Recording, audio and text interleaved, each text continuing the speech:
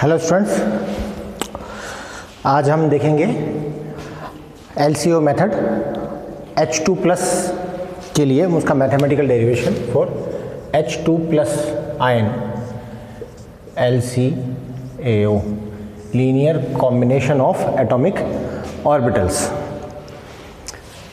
हम ये माने कि ये दो न्यूक्लियस हैं HA और HB, मतलब दो परमाणु हैं, दो एटम हैं, और ये जब आपस में मिलके मॉलिक्यूलर ऑर्बिटल बना रहे हैं तो एक इलेक्ट्रॉन इसका है, एक इलेक्ट्रॉन इसका है, उसमें से आयनित हो गया, वो एक इलेक्ट्रॉन उसमें से निकल गया तो एक इलेक्ट्रॉन बचा। इन दोनों के मध्य r डिस्टेंस है, इससे इस समय इसकी दूरी RA है, इसकी दूरी RB है। अब अगर आप इसको देखें तो ये मॉलिक्यूलर ऑर्बिटल में ये जब मूव कर रहा है, इसका मूवमेंट है, तो ये कुछ समय A के संपर्क में, कुछ समय B के संपर्क में है। तो हम ये मान सकते हैं कि एक जो वेव है, दो इसी एक इलेक्ट्रॉन से एसोसिएटेड दो वेव मान सकते हैं, एक ही बॉडी से एसोसिएटेड। एक को हम साई A दे सकते हैं जब वो न्यूक्लियस A के प्रभाव में है, और जब न्यूक्लियस B के प्रभाव में तो उसे हम दे सकते हैं साई B। क्यों? क्योंकि ये दो अलग अलग एटॉमिक ऑर्बिटल से आई है। एक वेव है वो S1 B से रिलेटेड है, एक 1s A से रिलेटेड है। इसके 1s ऑर्बिटल की है, दूसरे इसके 1s ऑर्बिटल, उसके कॉम्बिनेशन से बना है। और लीनियर कॉम्बिनेशन जैसा हमने लास्ट क्लास में देखा था, तो लीनियर कॉम्बिनेशन का मतलब हम कह रहे हैं कि ये जो साई MO में जो इलेक्ट्रॉन है वो C1 psi A plus C2 psi B, Sai A Sai B। Sai A इसके साथ एसोसिएटेड है और साई B इसके साथ एसोसिएटेड। इस तरीके से हम इसे लिख सकते हैं। C1 और C2 क्या हो गए? इसके मिक्सिंग कोफिशिएंट हो गए। तो ये रिप्रेजेंटेशन हो गया। अगर Schrodinger simplest form of Schrodinger equation E Sai MO, और अगर E की वैल्यू की बात करें तो E की वैल्यू क्या है, और प्रॉपरली अगर लिखा जाए तो अकॉर्डिंग टू फोर्थ पोस्टुलेट क्या लिख सकते हैं आप? E Sai MO H Sai MO d tau divided by Sai MO d tau। और हमें इसका वास्तव में एनर्जी डिस्ट्रीब्यूशन देखना है तो हम इस इक्वेशन को सॉल्व करें। तो आप क्या करें? वैल्यूज़ पुट करें, C1 psi A, C2 psi B। Okay, तो हम लिख सकते हैं E equals to C1 psi A plus C2 psi B H C1 psi A plus C2 psi B d tau।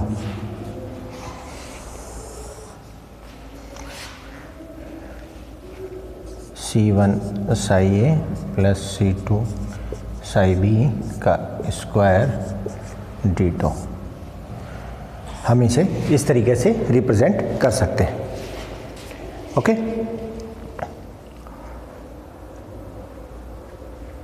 और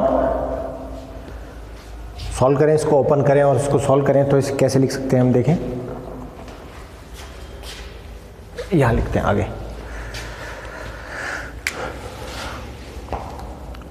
C1 वाला, तो ये हो गया कॉमन हो गया C1, मल्टीप्लाई करें तो C1 square Sai A H cap Sai A d tau plus C1 C2 Sai A H cap Sai B d tau plus C2 C1 psi A Sai B H cap Sai A d tau plus C2 square Sai B H cap psi b d tau upon इसका square, तो C1 square psi a d tau plus C2 square psi b d tau plus 2C1 C2 psi b d tau। अब हमने Hermitian property पढ़ी थी postulates में, तो हमने क्या कहा था कि दो वेव अगर आपस में नॉर्मलाइज्ड हैं, एक ही पार्टिकल से एसोसिएटेड हैं, तो उसके लिए आप ये लिख सकते हैं psi a h cap psi b d tau बराबर होगा psi b h कैप। मतलब आप किसी एक पे ऑपरेटर अप्लाई करते हैं तो दूसरे पे ऑपरेटर अप्लाई करने पर आने वाला रिजल्ट पहले पे ऑपरेटर अप्लाई करने पर आने वाले रिजल्ट के इक्विवेलेंट होता है, दोनों राशियां बराबर होती हैं। तो यहाँ से आप इन दोनों को कॉमन ले सकते हैं, तो इक्वेशन बनती है C1 square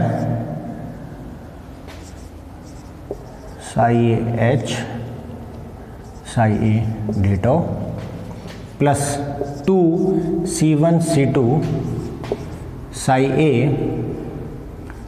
h psi b d tau plus C2 square psi b h cap psi b d tau divided by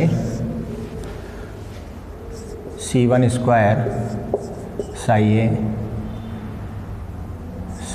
a d tau plus C2 square psi b d tau plus C1 C2 psi a psi b d tau। Okay, now अब आप ये देखें, ये क्या बता रहा है कि दोनों बार ये पार्टिकल सिर्फ किसकी रेंज में है, HA की रेंज में। ये क्या बता रहा है कि पार्टिकल की कंप्लीट एनर्जी कहाँ से आ रही है, HB से आ रही है। और ये बता रहा है कि ये कहाँ से आ रहा है, रेजोनेंस से आ रहा है, मतलब ये इन दोनों के बीच में कहीं है। तो इनको तो हम बोलते हैं कोलम्बिक। कंप्लीट इंटरेक्शन इस पे डिपेंडेंट है, कंप्लीट इंटरेक्शन इस पे डिपेंडेंट है, और जब कॉम्बिनेशन है तो उसको बोलते हैं रेजोनेटिंग। तो इसको रेजोनेटिंग इंटीग्रल कहेंगे, ये कोलम्बिक इंटीग्रल, कोलम्बीय समाकलन और अनुनादीय समाकलन। और इसे हम HAA से और इसे HBB से रिप्रेजेंट करेंगे। मतलब हम कर रहे हैं psi a h cap psi a d tau that is HAA psi b h cap psi b d tau equals to HBB। Energy interaction देख रहे हैं। और अगर psi a psi b तो हम इसे मान रहे हैं रेजोनेटिंग, दोनों के बीच में रेजोनेट कर रहा है कहीं, तो इसको रेजोनेटिंग इंटीग्रल psi HAB कहेंगे। अब देखिए यहाँ psi a d tau है, तो खुद के साथ खुद का जो इंटीग्रल होता है वो नॉर्मलाइज्ड होता है। तो ये नॉर्मलाइज है, दैट मीन्स 1, ये भी 1, और ये 0 नहीं होगा। क्यों? क्योंकि हम ये मान रहे हैं कि इन दोनों में ओवरलैप है, मॉलिक्यूलर ऑर्बिटल बना है, हम बॉन्डिंग ऑर्बिटल की बात कर रहे हैं, इसलिए इसे हम देंगे psi a psi b d tau। इसको अतिव्यापन समाकल या ओवरलैपिंग इंटीग्रल कहते हैं, इसे SAB से रिप्रेजेंट करेंगे। तो अगर हम ये सब यहाँ लिखें तो इस सिस्टम के लिए हम लिख सकते हैं E बराबर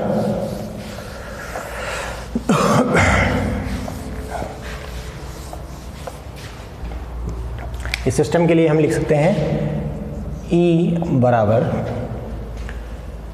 C1 square HAA plus 2C1 C2 HAB plus C2 square HBB divided by C1 square plus C2 square plus 2C1 C2 SAB। तो ये हो गई आपकी एनर्जी टर्म। ओके।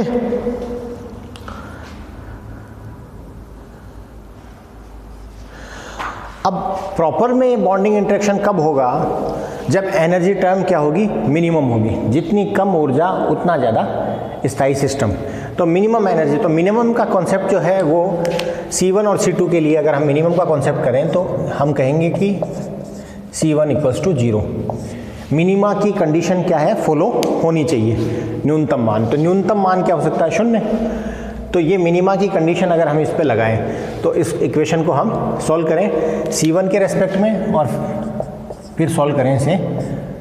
दो मिक्सिंग कोफिशिएंट हैं, दोनों के रेस्पेक्ट में इस इक्वेशन को हम सॉल्व करें, मिनिमा की कंडीशन लगाएं तो हमें न्यूनतम ऊर्जा स्थिति में हमें समीकरण मिलेगी। तो न्यूनतम ऊर्जा स्थिति के लिए इसे पहले हम C1 के रेस्पेक्ट में इसे सॉल्व करते हैं। तो आप इसका क्या कर लें, डिफरेंशिएशन करें C1 के रेस्पेक्ट में। जनरली हम जब u अपॉन v d/dx करते हैं तो करते क्या है, आपने एक बार u का करना है और एक बार v का करना है और v स्क्वायर से डिवाइड करना है। तो आप ऐसे करें v du upon dx minus u dv upon dx divided by v square. ये या डायरेक्ट लिखूं तो मैं v upon v square 1 upon v du by dx minus u upon v square dv by dx। मैं derivation में जा रहा, ये जनरल तरीका है मैथमेटिक्स में डिफरेंशिएशन को सॉल्व करने का। तो हम क्या करेंगे, ये हमारा u हो गया, ये हमारा v हो गया। तो हम सबसे पहले 1 upon v, 1 upon this u का करेंगे, इसका डिफरेंशिएशन करेंगे, माइनस u ये डिवाइडेड बाई इसका स्क्वायर इनटू v इसका डिफरेंशिएशन। तो इस तरीके से हम इसे सॉल्व करेंगे। तो मैं यहाँ लिखूँ del E upon del C1 equals to 0 equals to 1 upon v, 1 upon C1 square plus C2 square plus 2 C1 C2 SAB dot. इसका डिफरेंशिएशन करें C1 के रेस्पेक्ट में तो इसका होगा 2 C1 HAA। नाउ C1 का C1 के साथ क्या होगा, 1 यहाँ से बचेगा प्लस 2 C2 HAB। और यहाँ टर्म नहीं है C1 की, ये मिक्सिंग कोफिशिएंट हैं जो C1 C2 के लिए और C2 C1 के लिए कांस्टेंट है। तो ये टर्म क्या हो जाएगी, 0। तो हमने क्या किया, ये वाला पार्ट सॉल्व कर लिया। नाउ माइनस इसको करें u, तो ये term C1 square HAA plus 2 C1 C2 HAB plus C2 square HBB upon C1 square plus C2 square plus 2 C1 C2 SAB का होल स्क्वायर। ओके, इसको रब कर देते हैं आगे।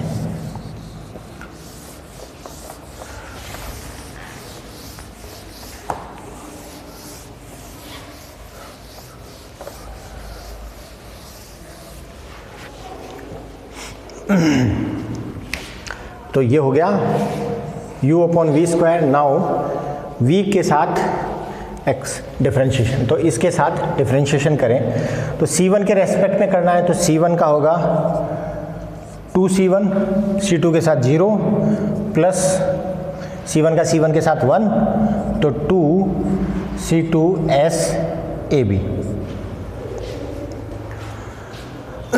ओके, नाउ आप देखें E बराबर क्या है और यहाँ पे ये टर्म और ये स्क्वायर, तो हम इसे ऐसे लिख सकते हैं, ये स्क्वायर टर्म हटाए हैं और ये स्क्वायर टर्म यहाँ मल्टीप्लाई कर दें तो C1 square plus C2 square plus 2C1 C2 SAB square की बजाय ऐसे लिखा जा सकता है। नाउ ये टर्म क्या है, that is nothing but E। Okay, that is nothing but E। तो हम लिख सकते हैं यहाँ से इक्वेशन क्या बनती है, 2C1H plus 2C2HAB divided by C1 square plus C2 square plus 2C1C2HAB minus E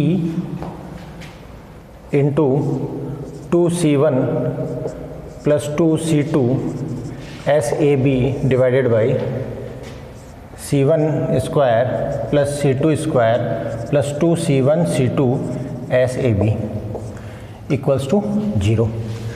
now ये टर्म कॉमन है, इसे हम राइट हैंड साइड में ले जा सकते हैं। तो राइट हैंड साइड में 0 से मल्टीप्लाई होगी, तो this much equals to into 0 equals to 0। तो हम लिख सकते हैं 2C1HAA plus 2C2HAB minus 2EC1 minus, open कर रहा हूँ मैं, 2EC2HAB इक्वल्स टू 0। या इस स्टेप को लिख देता हूँ मैं, C1 square plus C2 square plus 2C1C2HAB। Okay, now आप इस पूरी इक्वेशन को देखें, यहाँ भी 2 है, यहाँ भी 2 है, यहाँ भी 2 है, यहाँ भी 2 है। तो मैं 2 को क्या ले सकता हूँ, कॉमन ले सकता हूँ। 2 अपॉन दिस मैं अगर उस साइड ले जाऊँगा दैट विल बी 0। तो इक्वेशन बनी C1HAA plus C2HAB minus EC1 minus EC2HAB equals to 0। Minima की कंडीशन का ये रिजल्ट आया आपके पास। सिमिलरली आप ये इक्वेशन जो है वो C2 के, ये C1 के रेस्पेक्ट में हमने इक्वेशन निकाली, ये इक्वेशन हम C2 के रेस्पेक्ट में भी डेवलप कर सकते हैं। यहाँ से इसको थोड़ा और इजी करें हम, तो हम क्या कर सकते हैं, C1 कोफिशिएंट वाले पैरामीटर कॉमन ले लें। तो C1HAA minus E plus C2HAB minus ESAB equals to 0। ये कब है, जब हमने क्या सोल्व किया, del E upon C1 equals to 0। Now अगर हम C2 के रेस्पेक्ट में करेंगे तो भी आपको क्या मिलेगी, इस जैसी एक समीकरण मिलेगी। अगर ये काम हम किसके रेस्पेक्ट में करें, C2 के रेस्पेक्ट में, तो आपको समीकरण मिलेगी C2HBB minus E plus C1HAB minus ESAB equals to 0। ये जो फॉर्मेट है इक्वेशंस का, ये जो फॉर्मेट आया जो रेड में लिखा है, ये कहलाता है सेकुलर इक्वेशंस। इन इक्वेशंस को हम क्या कहते हैं, सेकुलर इक्वेशंस। और इन सेकुलर इक्वेशंस को सॉल्व करके हम वो एनर्जी प्रोफाइल क्रिएट कर सकते हैं, किसका, LCO मेथड का। तो नेक्स्ट क्लास में हम सेकुलर इक्वेशन से आगे का सॉल्व करेंगे। Okay, thanks.